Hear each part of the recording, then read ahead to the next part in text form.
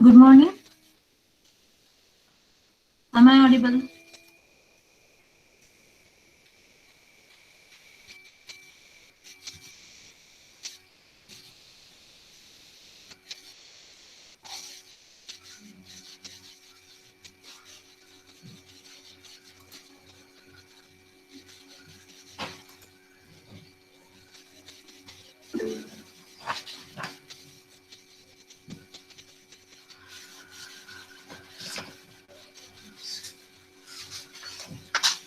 So we have discussed on determining the physical connectivity, management of data storage, handling the global resources, right, and controlling the software strategy. And the next topic that we are having is handling the boundary condition. For handling the boundary condition, we are going to address these issues. So the first one is the initialization.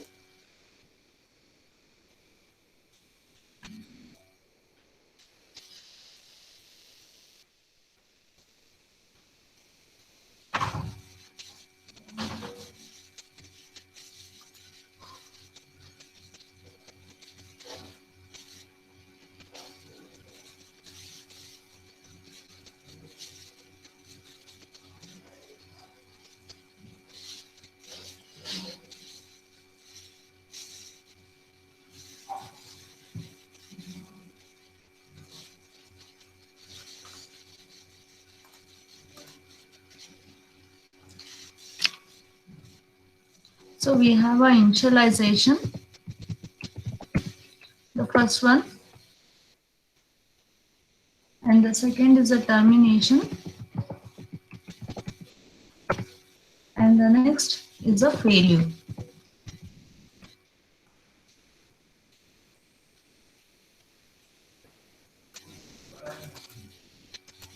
So when we say a initialization, so the system will have a, we know that when we are modeling, each and every system has a two things. So one is a initial condition and the final condition. So in a initial condition, what we initial condition or an initial state, we need to identify whether the system is in a steady state. So once the system is in a steady state, what we need to do, we need to identify what are the different parameters are there, what are the different parameters, uh, different variables that we are trying to use within a system. Then we need to identify what are the constant data that are required. So once all these things has been declared during the initialization, what happens, all these variables come into the functionality, and these things can be used for a different task, and all these tasks can be independent of the objects. That's the reason the initialization is necessary, and we need to address it in a favorable manner. And the next thing is termination condition. So when we move on to the termination condition, so for the termination condition, we need to identify how the objects are abandoned. That means how the objects will be terminated, when the objects are going to end its task, that has to be identified. So it can also be dependent on the external resources. So how do you take the external resources? Either it can be a devices, or it can be a external environment that will force upon an event that causes, and depending upon a task carried on, after the completion of the task, so what happens, the system will notify the system will receive a notification. So once the notification is received, so what happens, the system will be terminated. So that is how it is going to work. Next thing is a failure. So you cannot say all the systems are 100% sure, right? So there can be a failure within a system. So how the failure can arise? So it can be unplanned termination. Say the system will be working fine. So due to some reasons, so what happens? The system may not open. Say for example, if you are using a app which is a web based. So due to the communication line, what happens, the system may not be able to connect, or if there is a crash in a server, the server may not able to provide a service. So we need to identify where the failure can arise. So there can be a exhaustion of system resources from the external breakdown. That means what, you will be not able to access the services which has been stored somewhere else. So what you can do, you need to identify where the bugs are there. So once the bugs has been identified, you need to identify the bugs. So once the bugs has been identified, what you need to do, you need to identify where are the inconsistencies are available. So what are the different inconsistencies has to be identified. So after identifying these two things, what you need to do, we need to fix the bug. So where the error is being generated, so you need to identify that, you need to exit from the bug. So how do you exit from the bug? You need to fix it by providing a good environment. So that is how we are trying to manage the boundary condition. So by using initialization, termination and the failure, it should be possible for us to indicate how the system is going to work. So that completes the chapter 14. So in chapter 14, you have setting trade-off priorities, common architectural styles, and batch transformation. So the rest after boundary condition, whatever the topics that are covered, so it is not there in a syllabus, so I'm not going to cover it. Okay. So let's move on to the next chapter, that is the chapter 15. The chapter 15 deals with the class design. So what are the different ways or how we can prepare a class design? So this class design becomes an important process when we are trying to implement a particular system. So we need to identify what are the different high level operations are there and how the high level operations can be performed with the new classes. So that can be taken care with the analysis model and during the design phase. So during the design phase, what we need to identify, we need to identify what so what is the minimum execution time. So how much memory has to be allocated, what are the different cost measures where the cost can be taken care, all these things has to be considered. Then other than that, so when we are trying to implement a system, we need to choose a particular algorithm. We need to use a optimization technique. So how better we can simplify the system. So when we are using this iterative process by adopting the object oriented technology for design phase, so what we need to do, we need to identify the different steps that are involved when we are preparing the class design. So here are the different steps that should be taken care when we are developing the class design. So the first step is bridging the gap from the high level requirements to the low level services. That means you might have, we have taken a different hardware and software requirements, different requirements at different levels. So all these things has to be concentrated. So the next thing is realize the use case with operations. And the third one is formulate an algorithm for each operation, recurse downward to the design operation which supports a higher level operation, refactor the model for a cleaner design, optimize the access path to data, refine the behavior that has been manipulated, adjust the class structure to increase the inheritance, and organize the classes and association. So the first step is we need to identify the bridging the gap. So how do we bridge the gap between a higher level requirement to the low level services? So what are the different features are there? So we need to identify the gap between the desired features and the available resources. So we need to identify what are the different features that we are planning for the system and what are the available resources are there. So whether these available resources will be able to concentrate, or whether these available resources are going to support for building the system. That has to be identified. In that case, what we are taking the high level needs. When you say a high level needs, it can be a use case application, it can be a system operations and a different services that are available. So we need to identify those operations and those services at a higher level. And next thing is we have an intermediate level. So these intermediate level may be operations with respect to the classes or other UML constructs. That means we are trying to utilize the UML constructs. Between the UML constructs, we need to develop an intermediate layer. So here in this diagram, you can see there are desired features. So it is just a block diagram. Are you able to see the diagram?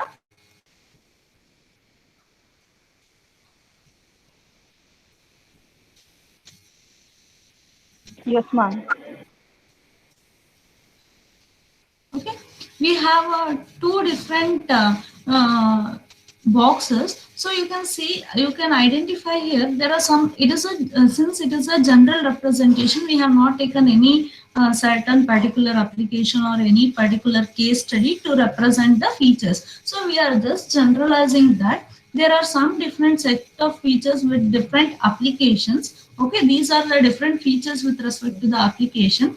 And below you can see there are 4 different boxes which represent the different available resources. It can be a hardware resources, it can be a software resources, or it can be any devices which are going to provide the service, right? So between the desired features and the resources, you need to create a relationship. So how do you create a relationship between these two features? So you need to have a intermediate elements. So what that intermediate elements are going to do, it is going to create a proper relationship between available resources. It will take consider the features with respect to the particular system. It will identify what are the different elements that are required to support the features, and with respect to those features, what are the different resources that are available, what features or what resources that are required. It is going to map to that particular resources. That is the reason what we need to have a intermediate layer. Next thing is realizing the use case. So when we are taking a use cases, so in a use case we are having a different actors and we have a different function, different use cases where these use cases represent the functionalities. In a class diagram, whatever the operations that we have taken care, so the same operation will be can be taken as a, to map the consistency, we can take it as a use cases that can be taken. Those operations can play a role as a use cases. So when we are trying to define a use case, what we need to do, we need to identify what is the required behavior of the system, whether it is able to cooperate with the system.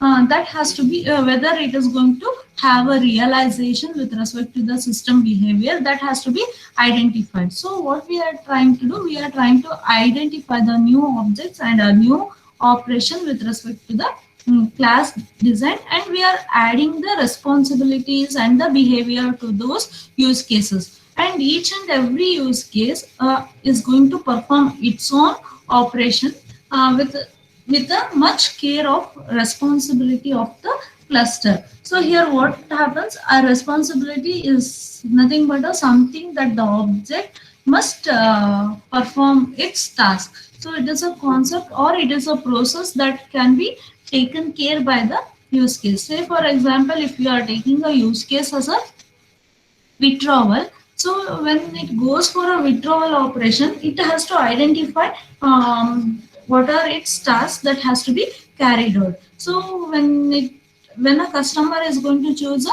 withdrawal as an operation, so what happens, it should accept the amount from the customer. So say for example, I am requesting an amount for 10,000 rupees of amount from a ATM. So I need to have by after withdrawing, I need to maintain my minimum balance. Say if the minimum balance is 1,000 rupees, and if I'm trying to draw 10,000 rupees, the system has to verify whether I'm having a sufficient amount. So excluding the 10,000, I need to meet, the system should verify another extra 1,000 rupees is there in my account. That is, it has to verify the amount. So if after maintaining the minimum balance, if the customer is able to withdraw an amount, then what happens? The system has to allow the user or a customer to perform the particular task, or it is going to perform the particular task. Or else, what it has to do? It has to raise an exception that there is an insufficient amount in a balance. So that verification process has to be taken care according to the bank policies. So this is a one simple example that we are going to take. And similarly, we can take an example for a deposit. So for if you are taking the operation as a deposit, again that deposit operation has a various responsibilities. It has to identify the customer account number. So how much customer that how much fund that a customer is going to deposit, in what manner, either the customer is depositing a cash or check, or how many denominations, all these things has to be identified. So it has to take a timestamp depend when the customer has deposited an amount into the account, and once the amount has been deposited, a receipt has to be generated from the to the customer. So that responsibility is taken care with respect to the deposit. Again, if we take an example of a fund transfer, so this fund transfer is again an operation. It has to it has to accept the targeted account. It should get the amount. It should verify whether the source is having a minimal balance, whether the source account is able to transfer the requested amount, and whether the targeted account is a valid. So based on that, it has to deposit the account. So those care has to be taken care. Next step is designing the algorithm. So while designing an algorithm, it involves different operations, and we need to specify each and every operations that has to be taken care. So how can we perform a different operation with respect to the algorithm? So we need to choose certain steps to design an algorithm. So the first step is choose the algorithm that minimizes the cost of implementing the operation. So when we are taking that, when we are choosing the algorithm, so what way that we have, in what way we need to choose the algorithm? How do you choose an algorithm? You have studied in ADA, right? How do you choose an algorithm?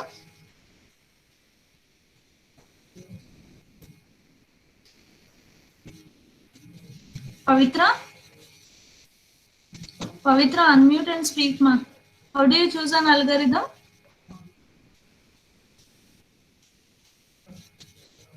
Ma'am, Arjun, ma'am. Ah, tell me. Based on the shortest path, we'll go for the algorithm, ma'am. Which one gives us a very short time, so we'll go for it. Short time, only the time we are going to consider, or any other parameter we need to consider? Ma'am, main thing is time, like, and how much time it iterates. How much time number of iterations that are involved? So what is the time taken for an execution? Can we consider space? Yes, ma'am. States. So what is the use of space here?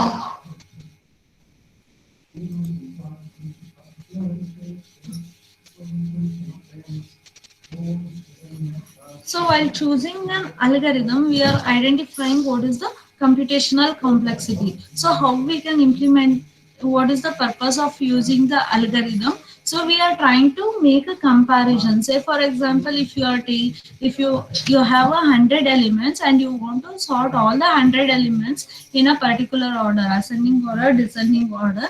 what we are trying to implement, we are trying to implement a sorting algorithm. There are various sorting algorithm.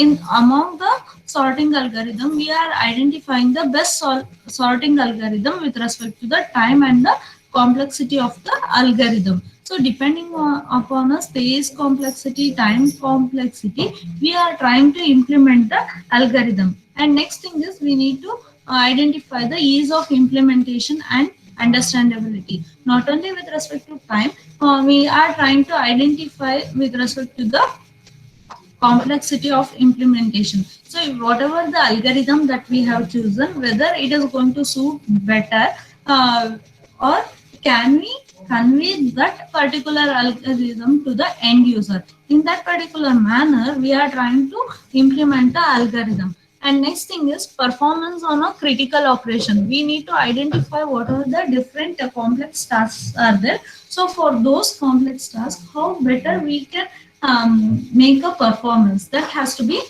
identified. And next thing is to carry the analysis model forward. So here what we are trying to do, whatever the analysis are there, so that should be in a is that should be in, that should be considered in a easier manner, and it should take a it should not consider a more task. In that particular manner, we are trying to analyze and we are taking a carry forward. And the next is flexibility. So how do you identify the flexibility? So based on a optimization of the algorithm, based on a critical operation, we are trying to identify how better we can satisfy the algorithm. So that is about the first step. And the second step is choosing the data structure. So we have a different data structures. What are the different data structures that are available? What are the different data structures?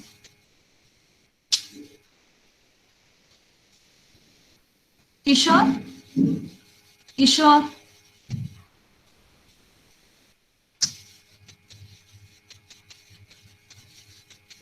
Stack queue, ma'am. Stack queue. Then can you take list? Yes, ma'am.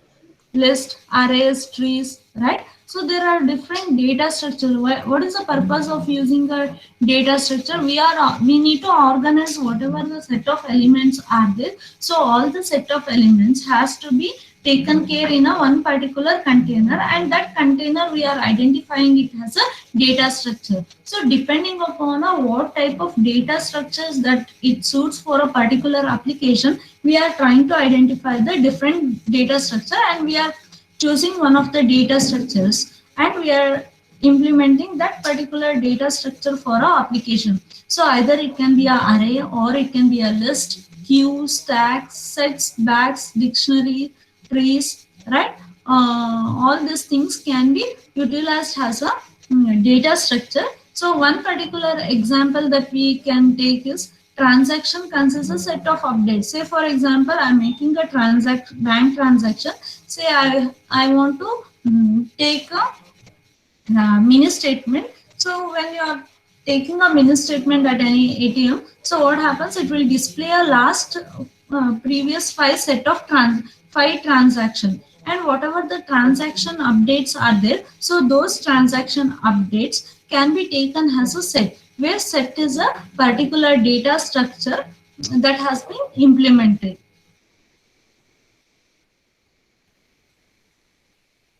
And the next thing is we need to define an internal class and operation. So within a data structures, whatever the chosen data structures that are there, so within that chosen data structure, we need to specify the internal classes or the operation. That means the algorithm can be expanded to the newer class, or it can be inherited, or it can have an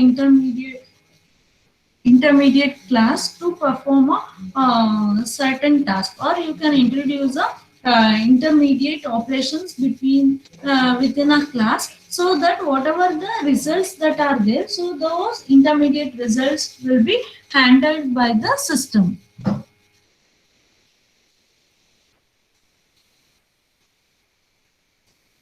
And next thing is assigning the operations to the classes.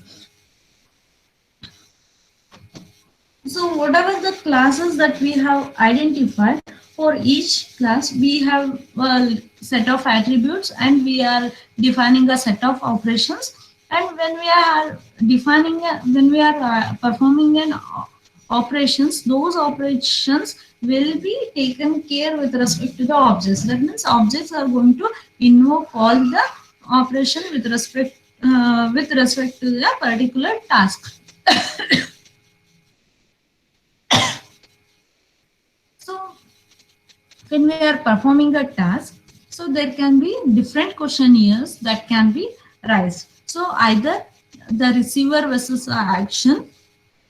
So when you say a receiver versus a action, so whether each object is acted on a other object and whether other object is going to perform a targeted operation rather than taking as an initiator. That means whether these objects are going to perform a task, that has to be identified. And the second one is query versus update. So whether the object is going to answer for any queries or any modifications that are required, or it is going to update any task, that has to be identified. So next thing is focal class. So in a focal class, it looks for the classes, associations that are involved. So when you take a class, so the classes are much involved with the operations. So how these operations are being considered as a single central class. That means you can have one single class. So for that class, so we can have other classes which are dependent on that. So when you have defined an operation in that particular class, so how it can be managed as a targeted operation. So that can be considered with respect to the focal class. Next is analogy to real world. So if you are having a similar softwares, so those softwares can be taken as a relation to this particular application. Whatever the new operations, the new task that we are going to perform. So for that particular task, we can consider. So here, the real world, real object would push, move, or activate or manipulate the operation. So these are the operations that can be taken with respect to the analogy of the system. When we are going to consider the ATM has an example. Okay, so here we have some set of operation. Get amount is an operation. So what happens when a customer want to withdraw an amount? So from the customer object, we are trying to identify the customer is requesting an amount. So from the customer account, we are trying from the customer, the system is going to accept the amount. So once the amount is being accepted, so what happens in a account? What happens? We will get all the balance, how much amount is being saved in a custom with respect to that particular customer in customer's account. So through the account object, we it is going to verify the amount. So where amount will be taken as whatever the requested amount by the customer is there. So that customer request amount will be taken as a parameter, and it is going to verify whether that amount can be withdrawn by the customer. Next is bank dot verify amount. So whatever the requested amount is there, that particular bank is going to perform a verification. So that is how it is going to work. And once the ATM receives the verification of amount, so the further transactions can be made by the customer.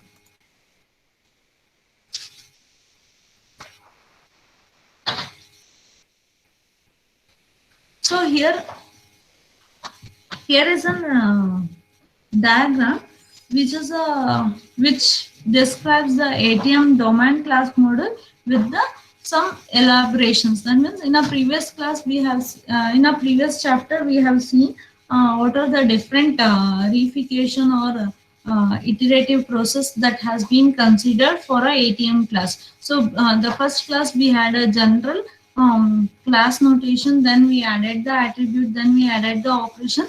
Then later we had introduced the inheritance and the composition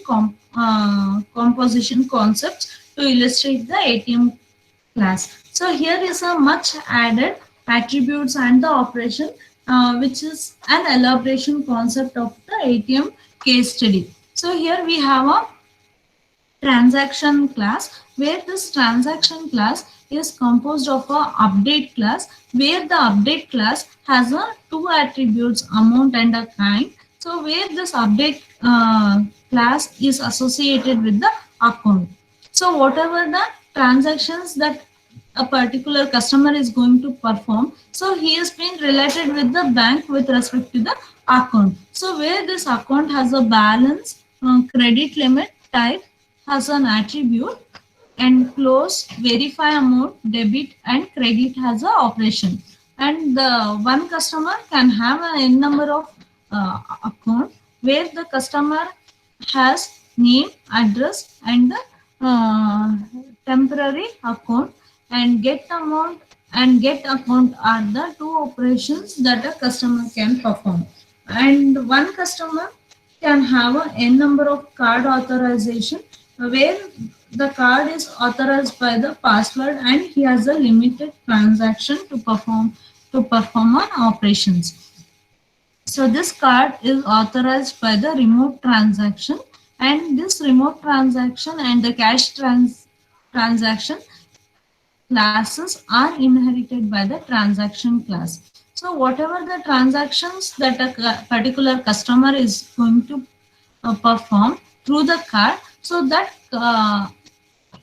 entry will be done through the cash card and a receipt will be generated. So once the transaction is being completed, so that has to be updated into the bank account. So how it will be taken care? So all the transaction is performed at the ATM station. So these ATM stations are connected with the consortium, and the cashier station is connected to the bank.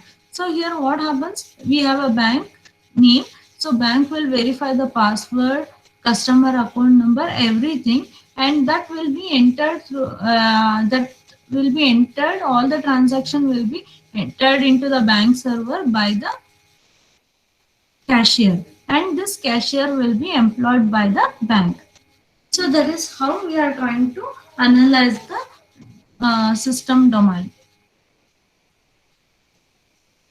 Next, we have a recursing downward. So in a recursing downward, what we are identifying? We are identifying some we need to organize the operations. So each and every operations will be organized as a layers, from higher level layer to the lower level layers. So which can be proceeded in two ways of mechanism. So the first method we are using a functionality, and the second method we are taking it as a mechanism. So in functionality layers, what we are trying to consider, so we are going to consider the high level functionalities. So whatever the high level functionalities are there, so or the complex tasks are there, so those complex tasks or a functionality will be broken into the smaller operations. So once that has been identified as a smaller operations, so what we are identifying, we are implementing each and every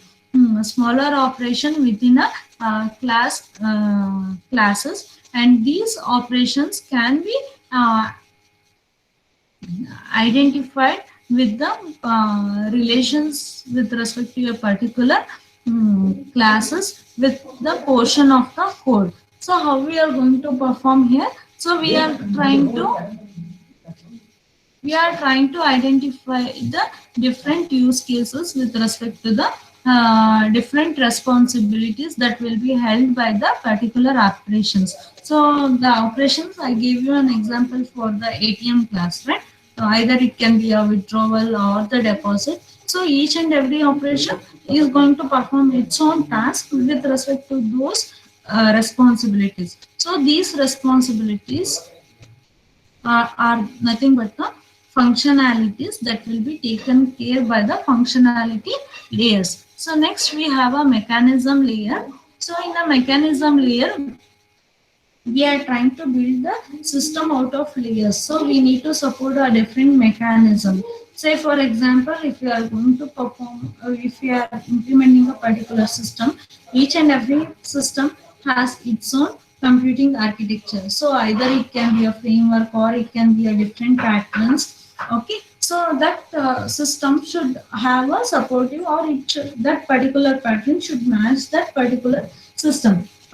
In that manner, we are trying to implement the mechanism. We are trying to suit that particular architecture for a system, where this entire system can have its own data structure, its own algorithm. When you have implemented using a particular software, so that is how the mechanism layer is going to work.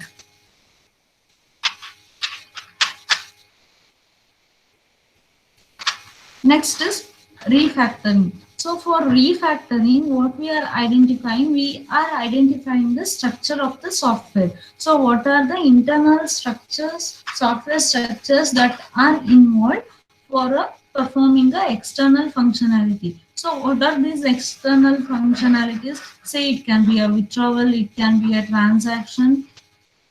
So how this transaction can be implemented, how this fund transfer can be implemented. So how the internal components are supportive to implement these operations, that has to be identified. So for identifying those factors, what we are taking, we are considering the operations for processing all the transactions. So either it can be a credit, it can be a debit, or it can be a transfer. So all these things will be identified by using the refactoring, which is going to identify, or which is going to change the internal design or the functionality of the system. Next is a design optimization. So for design optimization,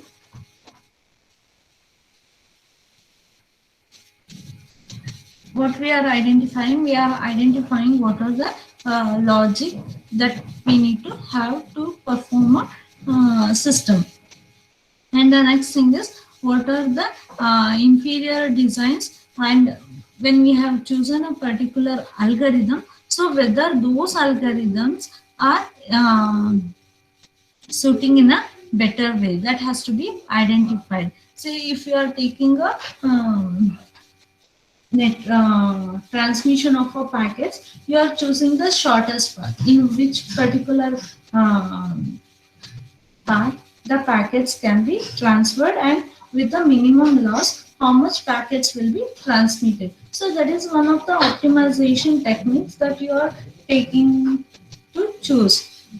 So we need to optimize the task. So for optimizing the task, what we need to have a proper access path. We need to arrange the computation with a greater efficiency, and we need to identify whether the entire algorithm is going to generate an intermediate result. So if it is going to generate an intermediate result, then you need to store the intermediate result. So if you are using too much of intermediate variables or intermediate result, so what happens, the optimization will not be increased. So there will not be as much as efficiency.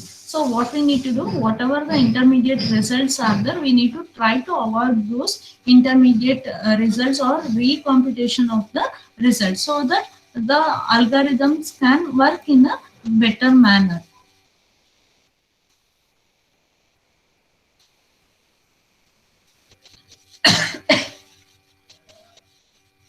Next is adding the redundant association for a efficient access. So here what we are trying to identify, we need to organize the association in a proper manner, in such a way that each one of the classes can be accessed. Say for example, the company is going, one company employs n number of person, and if the company is going to employ a particular person, he should have a particular skill. He should have a skill, and from the person to skill, we need to create a relationship.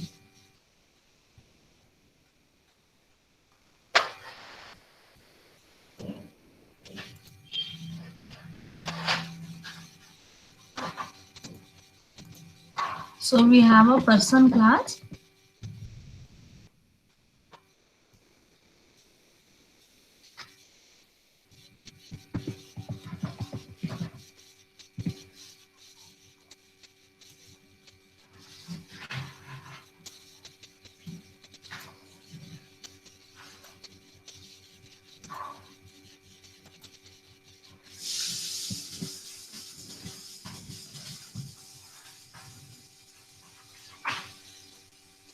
So we have a relationship from a company to person. So one company is going to employ n person, and these n persons can have n number of skills. So it can be a communication skill, it can be a different domain skills. Okay, so based on a skill, a company is going to employ a particular person. So whoever is going to be employed for that particular company, we need to identify. Say for example, if the company want to give a promotion to a particular person, so he need to find what are the other different skills. So what he is going to perform, he is going to find the skills. So all the data of that particular person will be stored in a skill database. So from the skill database, so the company can fetch all the different skills of all the employees. So here to find the skills, so what happens? The operation will be called by using the company object. So which returns a set of persons, what are the different skills are there. So that is how it can be implemented from the class model. Okay. So one more example that we can take is, so we have a company, person and a skill. Say for example, this company has a particular, has a language, has a language has a but language has a qualifier attribute. Say for example, you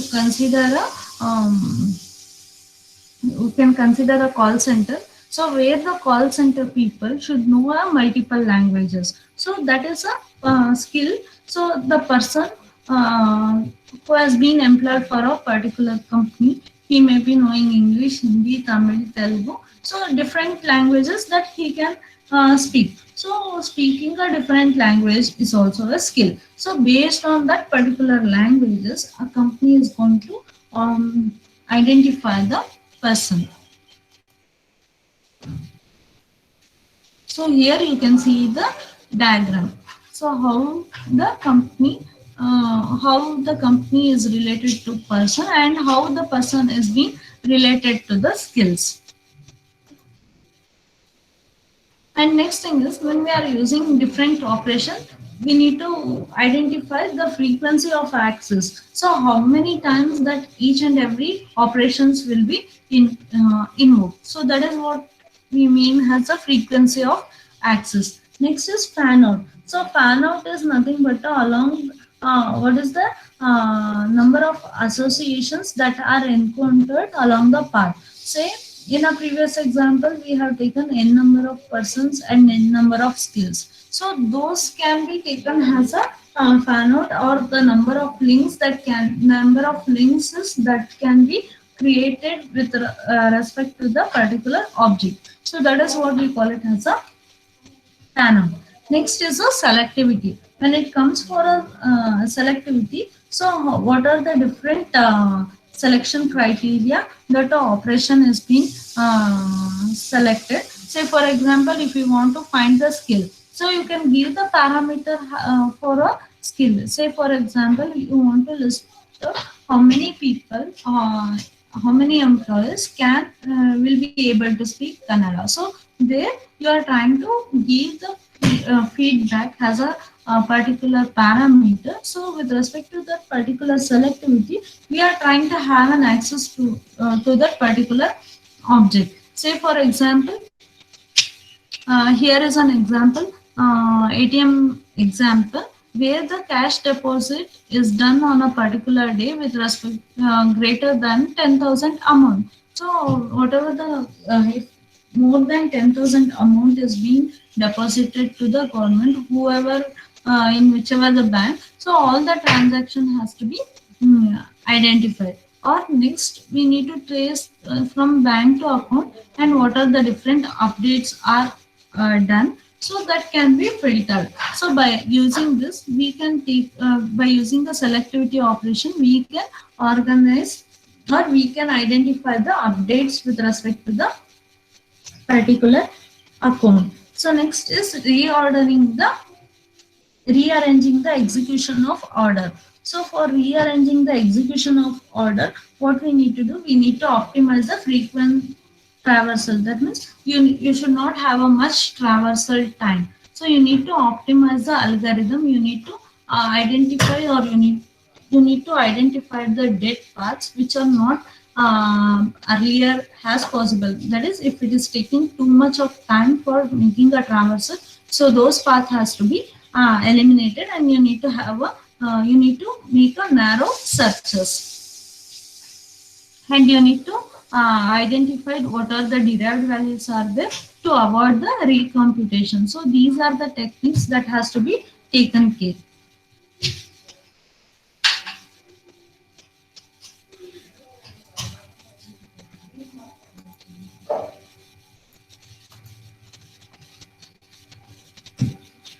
So next we have a reification of behavior. So for reification is nothing but something that we are promoting to an object that we have discussed in a chapter 3 in a class modeling itself. So here what we are trying to do, we are trying to identify which are not object. We are trying to promote it as an object, and we are trying to identify, after promoting, we are trying to identify the behavior of an object, so that we are can be able to manipulate those objects during the runtime. So whether there is any need to store those data or to pass those data. So what is that runtime efficiency that has been taken care by the system to when we have promoted to it as an object. Say for example, withdrawing, depositing are the operations. So when we have identified these operations, so Excuse these, me, ma'am. yes, Ma'am is calling to join the BDA class, ma'am. what ma? Ma'am is calling for joining the BDA class, ma'am. Already it's time up.